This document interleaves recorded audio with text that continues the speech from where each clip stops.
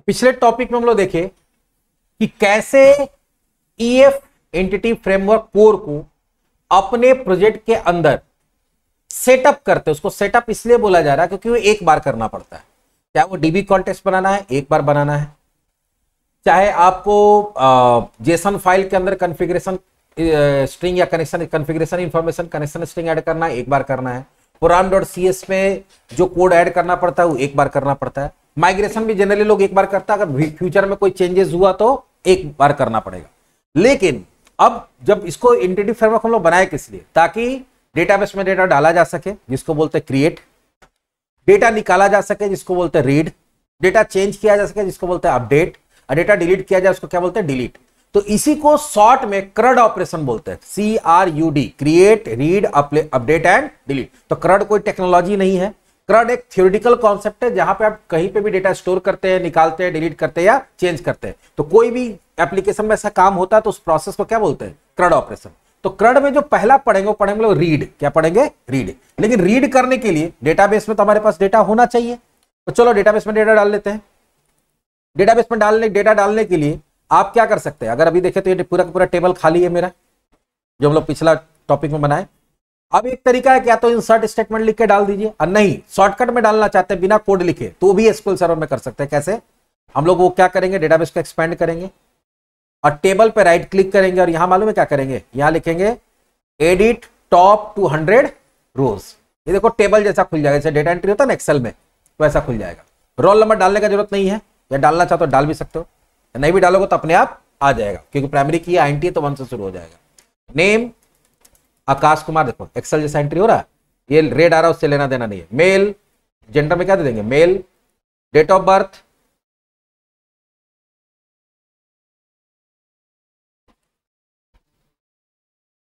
Course name Java, course fee 6000, Aadhaar number 12 digit का कुछ भी डाल देते हैं, 5 6 7 8 9 10 11 12। जैसे ही यहां पे आएंगे देखो अपने आप यहां 1 आ गया रोल नंबर।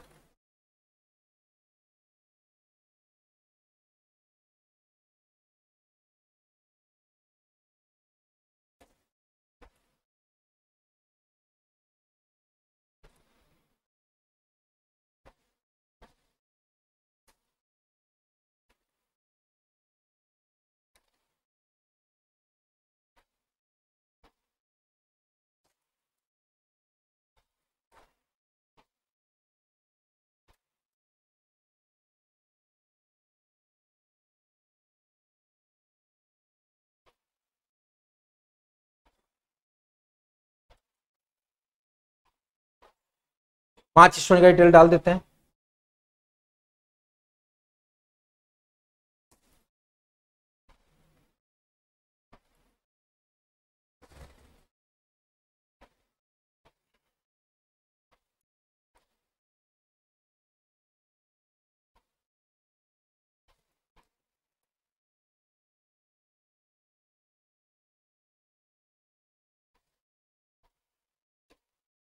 एक और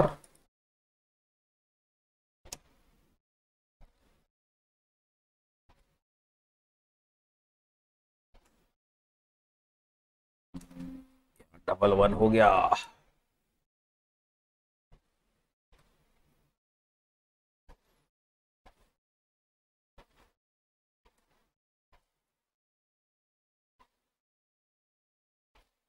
ये 5 स्टूडेंट का डिटेल डाल दिए हम लोग।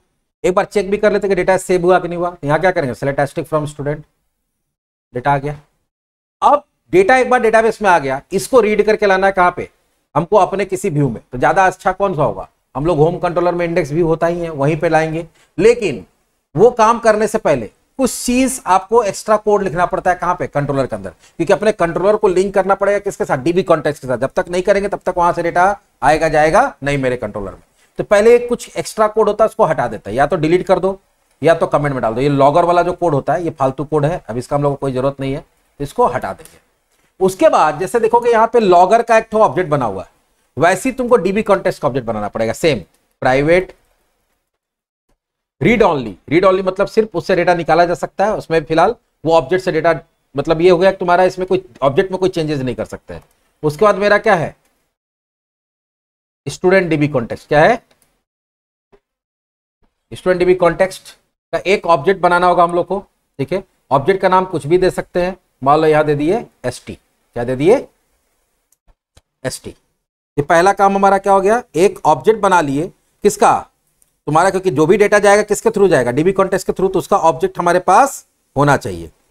अगला काम,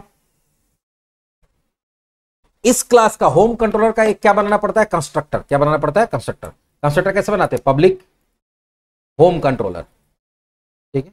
और ये जो है, ये लेता है एक ऑब्जेक्ट स्टूडेंट डीबी कॉन्टेक्स्ट का, जो भी तुम्हारा डीबी कॉन्टेक्स्ट है उसका ऑब्जेक्ट एज अ पैरामीटर लेगा। और यहां करना कुछ नहीं है, this dot S T equals to S T. अब ये एस टी यहां का है और ये एस टी यहां का, तो दिस डॉट एस टी किसको रिप्रेजेंट करेगा? इसको। और ये वाला एस टी किसको रिप्रेजेंट कर रहा है? इसको। तो होम कंट्रोलर का जब ऑब्जेक्ट बनेगा तो उसमें कोई क्या पास करेगा? डीबी कॉन्टेक्स्ट का ऑब्जेक्ट, और वो जाके कहां स्टोर हो जाएगा? इसके अंदर। तो ये भी सिंपल सा है कि तुमको एक कंट्रोलर में एक कंस्ट्रक्टर बनाना है और कंस्ट्रक्टर के अंदर यहां वाले में यहां वाला का वैल्यू डाल देना। ये दूसरा काम हो गया। बस अब तीसरा काम जो होगा वो बहुत आसानी से हो जाएगा। तीसरा काम बहुत आसानी से कैसे होगा कि अब हम लोग चाहते हैं कि जैसे ही पेज खोले तो मेरा डेटा वहां से आ जाना चाहिए। तो हम लोग क्या करेंगे कि जैसे हम लोग पेज खोलते हैं, कौन सा एक्शन मेथड कॉल होता है? इंडेक्स। तो हम लोग क्या करेंगे, इसका फोल्डिंग मेथड से व्यू जनरेट कर देंगे। क्या कर देंगे? व्यू। कैसे? तो एक काम करते हैं, गड़बड़ हो गया हम लोग का, क्योंकि इसका व्यू तो पहले से जनरेट है। तो हम लोग इसका व्यू को क्या करेंगे, पुराने वाला व्यू को डिलीट कर देंगे। व्यू में जाएंगे, होम में जाएंगे और इंडेक्स को क्या करेंगे? डिलीट कर देंगे, क्योंकि दोबारा जनरेट तब होगा ना जब मेरे पास पहले से नहीं है। इसको क्या कर दिए, ध्यान देना, व्यू में गए, होम में गए, इंडेक्स को डिलीट कर रहे। क्यों? क्योंकि इंडेक्स का हम लोग फिर से क्या करने जा रहे हैं? जनरेट करने जा रहे हैं। अब स्कैफोल्डिंग मेथड से करना चाहते हैं। स्कैफोल्डिंग में क्या होता है, कोड अपने आप जनरेट हो जाता है, हम बताए हुए हैं, ठीक है। सारा उसका फॉर्मेटिंग वगैरह अपने आप हो जाएगा। बस करना क्या है, यहाँ पे इंडेक्स पे राइट क्लिक करना है और यहाँ क्या करेंगे, ऐड व्यू। यहाँ पे फर्स्ट वाला एम्प्टी की जगह क्या ले लेंगे, रेजर व्यू नॉर्मल वाला, और ऐड। पिछली बार क्या बताते थे हम लोग, बताते थे कि किस टाइप का चाहिए। ये सारा डिटेल को एक साथ दिखाना, तो उसके लिए क्या था, उसका टेम्पलेट क्या होता था, लिस्ट। चार होता है ना, लिस्ट होता है, एडिट, डिटेल्स, डिलीट और क्रिएट। लिस्ट क्या कर, एक एम्प्टी। लिस्ट क्या करता है, बहुत सारे डेटा को एक साथ दिखाना तो लिस्ट, एक बार में एक डेटा को दिखाना तो डिटेल्स, डेटा को चेंज करने के लिए फॉर्म चाहिए तो एडिट, बनाने के लिए नया ब्लैंक फॉर्म चाहिए तो क्रिएट, और डिलीट करने के लिए डिलीट। तभी हमको क्या चाहिए, सारा डेटा एक साथ दिखना है। इसका मॉडल क्लास कौन सा होगा, तो वही स्टूडेंट। स्टूडेंट ले लिए, और इसका डीबी कॉन्टेक्स्ट भी बताना पड़ेगा कि इसको डेटा लाके देगा कौन, तो जो तुम्हारा स्टूडेंट डीबी कॉन्टेक्स्ट है वो लाके देगा। और जैसी ऐड पे क्लिक करेंगे थोड़ा देर काम होगा और ये मेरा एक व्यू तैयार हो गया जो डेटाबेस से सारा डेटा लाके तुमको दिखा देगा।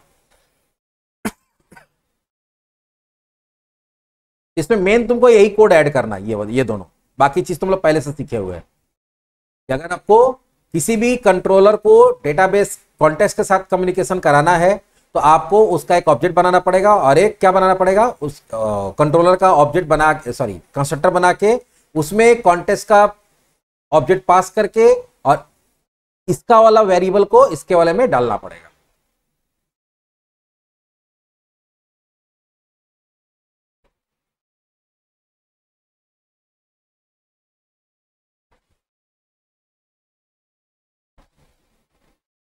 देखो सारा कोड अपने आप जनरेट हो गया। अब हम लोग क्या करेंगे, सिंपल रन कराएंगे। जैसे ही इसको रन कराइएगा तो क्या होगा, होम का इंडेक्स कॉल होगा और इंडेक्स में क्या बताया गया है, वो व्यू जनरेट हो जाएगा। और देखते हैं काम होता है कि नहीं।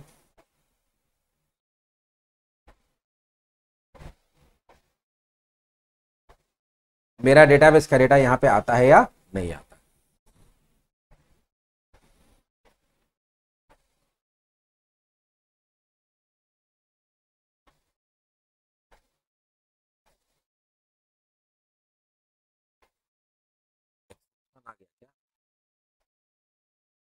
ओ एक चीज तो हम लोग भूल ही गए इसमें करना।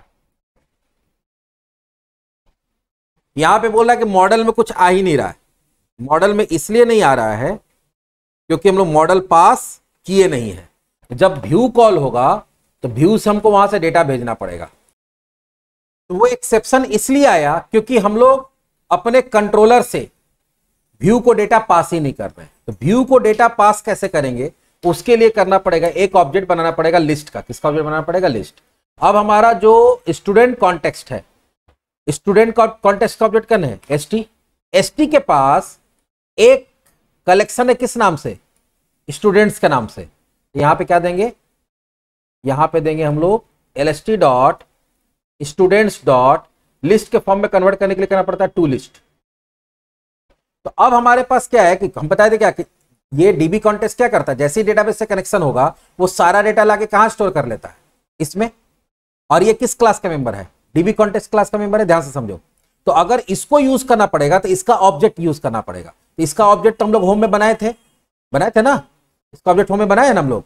तो हम लोग क्या किए, उसका ऑब्जेक्ट के अंदर जो स्टूडेंट्स है तो वो ऑब्जेक्ट टाइप होता है, मतलब क्या होता है, ये बाय डिफॉल्ट क्या किस टाइप का रखा था, ऑब्जेक्ट टाइप का। हमको क्या चाहिए, लिस्ट टाइप में चाहिए। तो हम लोग क्या किया, उसको टू लिस्ट कर दिए, तो लिस्ट में कन्वर्ट होकर एलएसटी में आ गया। और ये एलएसटी को कहां पास करना पड़ेगा, यहाँ पे। तो कभी भी अगर आपको क्या करना है, रीड करना है, तो रीड करने के लिए जिस व्यू में आपको डेटा पास करना है रीड करके, उस व्यू में एक वेरिएबल बनाइए एलएसटी, जो तुम्हारा डीबी कॉन्टेस्ट का ऑब्जेक्ट है वो। उसके बाद यहां स्टूडेंट्स ही क्यों लिखे, इसलिए लिखे बिकॉज यहां पे किस नाम से कलेक्शन बनाया हुआ है, स्टूडेंट्स के नाम से। अगर यहां कुछ और नाम होता तो वही नाम हम लोग कहां पे देते, यहां पे।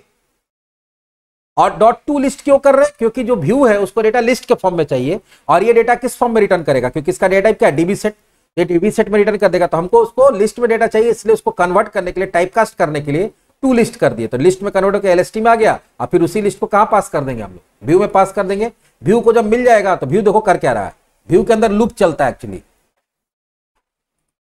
व्यू के अंदर फॉर ईच लूप चल रहा है और वही मॉडल से डेटा निकाल के दे रहा है। मॉडल में डेटा कहां से आएगा, मॉडल में डेटा यहीं से आ रहा है। ये वाला जो हमारा डेटा यहां से पास करें हम लोग एलएसटी, वही डेटा पास हो रहा है। चलो देखते हैं, अब देखते हैं काम होता है कि नहीं। उसमें तो एक्सेप्शन आ गया था क्योंकि डेटा हम लोग दिए ही नहीं थे।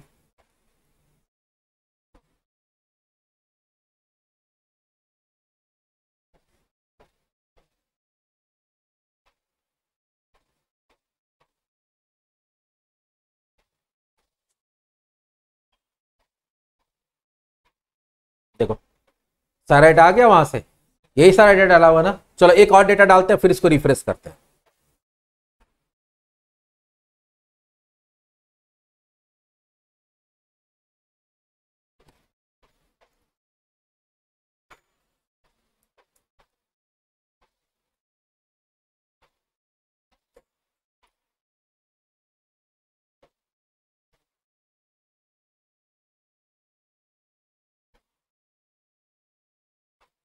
डाल दिए, एक बार यहां चेक कर रहे थे कि डेटा आया कि नहीं आया।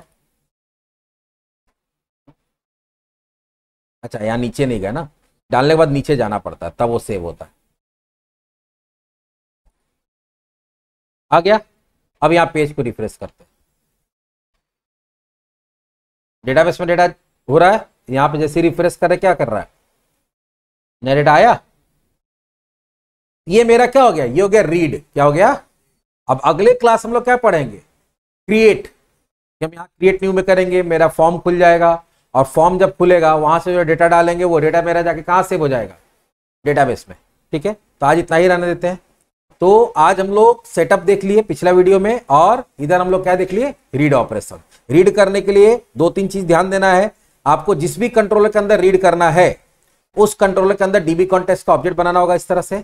फिर उस कंट्रोलर का क्या करना पड़ेगा, कंस्ट्रक्टर बना के इसी डीबी कॉन्टेस्ट का पैरामीटराइज ऑब्जेक्ट पास करना पड़ेगा। और यहाँ this dot st equals to st या जो भी चीज है, अगर यहाँ st है और यहाँ s है तो हम लोग यहाँ पे क्या दे देते हैं, यहाँ पे s दे देते हैं। दिस हमेशा क्लास के मेंबर को रिप्रेजेंट करता है और ये हमेशा लोकल को। और उसके बाद जब भी डेटा निकालना है तो जो ऑब्जेक्ट है डॉट, यहाँ पे जो नाम दिए हुए हैं वो डॉट टू लिस्ट करेंगे, लिस्ट बना के रिटर्न कर देगा। और उसी लिस्ट को कहां पास कर देंगे हम लोग, तुम्हारे व्यू में। ठीक है, तो ये डेटा कहां चला जाएगा, व्यू को।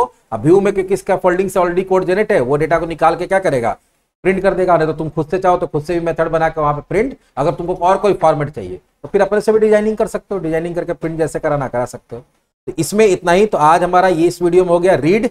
अगले क्लास या अगले सेशन में, अगले वीडियो में हम लोग क्या देखेंगे कि कैसे डेटा अपडेट करते हैं, डिलीट करते हैं और इंसर्ट करते हैं।